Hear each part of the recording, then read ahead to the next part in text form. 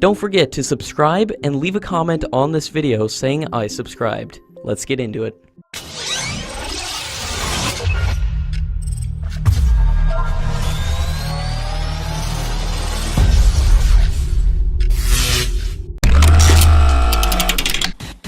Lockheed Martin and Boeing are currently marketing the F-16 Block 70 and F-18 aircraft as low observable combat jets for the 110 fighter jets for the Indian Air Force. According to Lockheed Martin, F-16 Block 70 comes with the advanced AESA radar, which provides the pilots with unprecedented area detail, but there is no mention if the airframe of the F-16 is getting any reduction in its radar cross-section to reduce the signature of the aircraft. For a low observable aircraft, reducing its own signature is very important for the legacy aircraft to remain technologically modern for the next 40 years.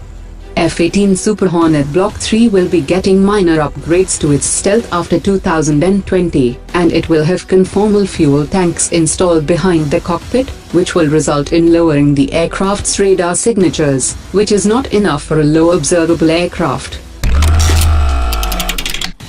The Finance Minister of India has said that the Congress government had delayed the Rafale deal by over a decade and compromised with the national security of India. He also said that the Congress president has changed the price of Rafale aircraft several times, as he quoted a price of 700 crore rupees per aircraft in New Delhi, and then later reduced it to 520 crore rupees per aircraft in the parliament, and again increased it to 540 crore rupees. He also added that there was an escalation clause, and if the Congress government had struck the deal in 2015, the escalation clause have continued to increase the price of each aircraft till it was supplied to India. Top Indian analysts have emphasized that the strategic autonomy is India's top priority, and there are no signs that India is going to give up its long-standing defense collaboration with Russia.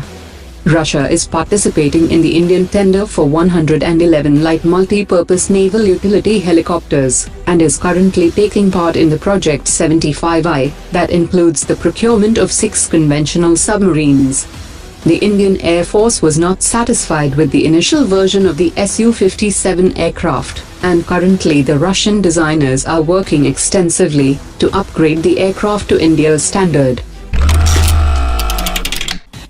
According to latest reports, the Indian and Pakistani troops are not teamed together in the exercise Peace Mission 2018, being held in Russia.